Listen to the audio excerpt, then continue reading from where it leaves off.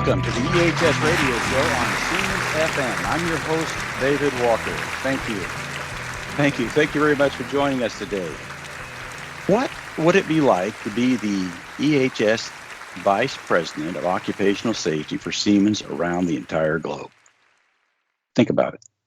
In the next few minutes, we're going to be given a bird's eye view of what it means by the person who can tell us, along with the story of how she became the Vice President of Siemens Occupational Safety.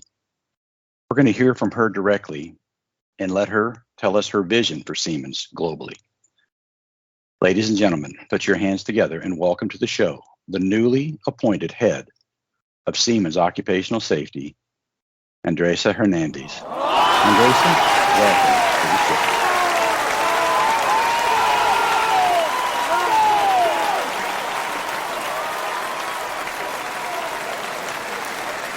Thank you so much for having me here in the EHS radio show. I'm honored, David.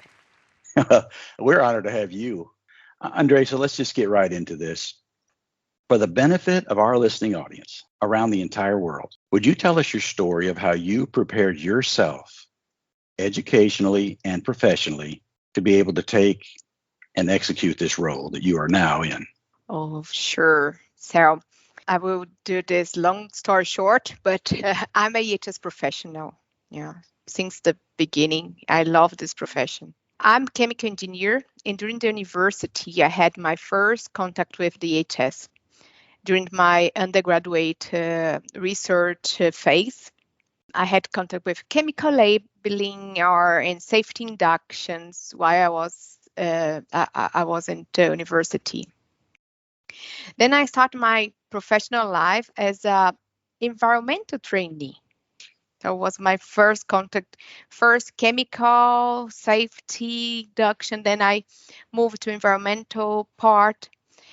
When I decided to continue my study after the graduation at the university and got my second engineer title as Occupational Safety Engineer. You know, I have always worked in the EHS field, starting the food industry, pharmaceutical industry, oil and gas, until I joined Siemens as the safety coordinator in Brazil back in, 2007. Since then, I have had different positions in different parts of the organization, which provide me an essential understanding of how we operate at the different levels of our company.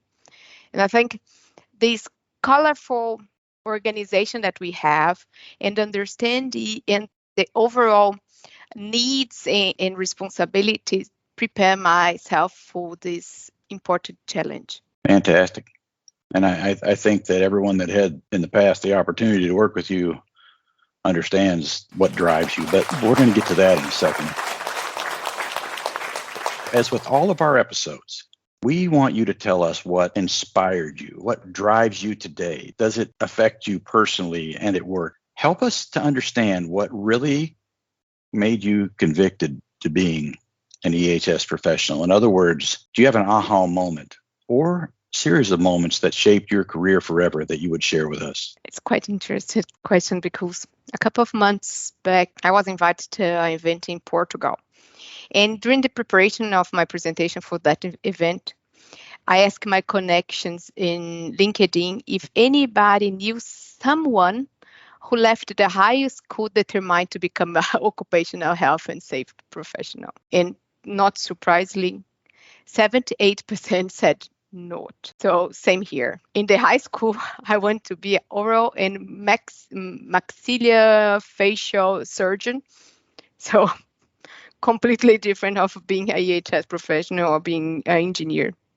Nevertheless, I always knew that I would like to do something meaningful for people in society. And by the way, I'm this kind of person that I would never be a physician or a dentist, because if the person is telling me some pain, I will feel the pain together. So I have this compassion and I would not succeed on that. So, and I think maybe this was my aha moment, say, okay, I cannot be a doctor, but I can do something for the society.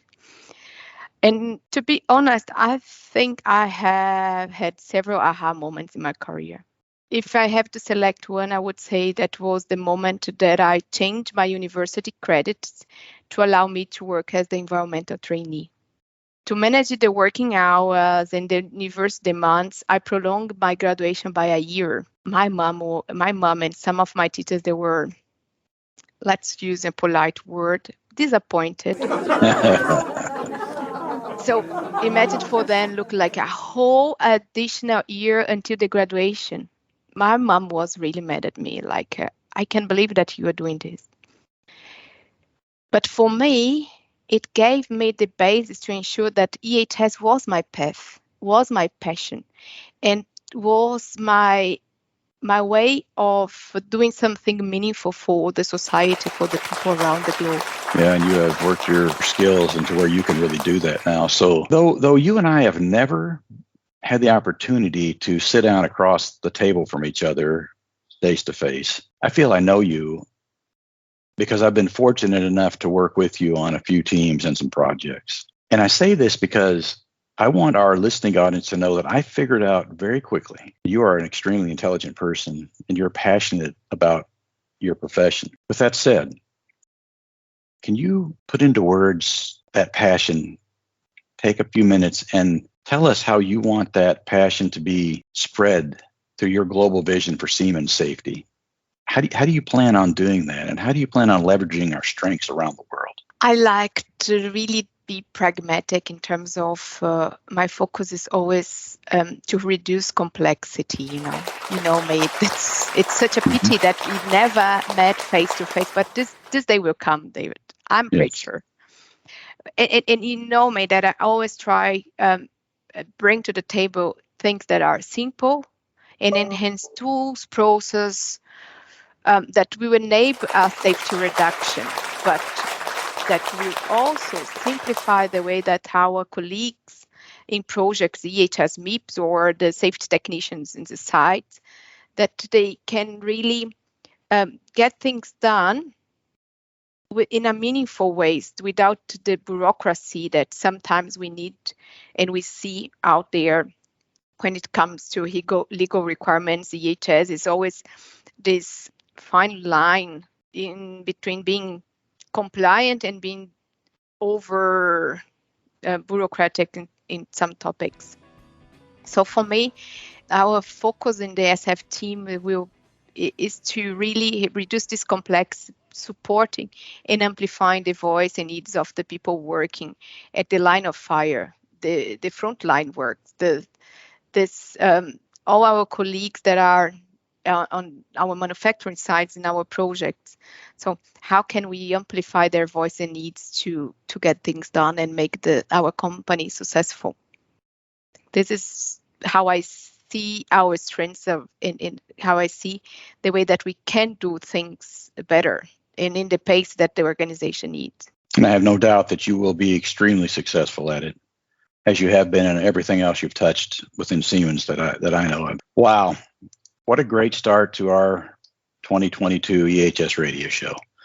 Thank you again for sharing a little bit about yourself and giving us a little inspiration and insight into what we can expect as you are now the leader of Siemens safety around the globe.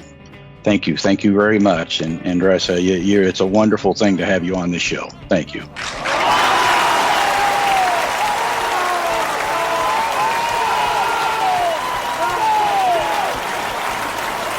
Thank you for having me. And once more, if somebody listening to us today wants to get in touch, my calendar is always updated. I'm always available to exchange ideas, to connect, to think about, and maybe you have a project that you would like to take out of the paper. So please connect, please come and let's exchange ideas and path our future together. Thanks so much. Yeah, and I'm sure everybody will. And the door is open, and it's a whole new world out there, so thank you. Folks, you've been listening to the EHS radio show on Siemens FM. Please take the time to invite your friends to subscribe to the show as you have already. And do not hesitate to provide feedback on this episode or any other to me at david.w.walker@siemens.com. Be kind to everyone, and for heaven's sakes, Be safe.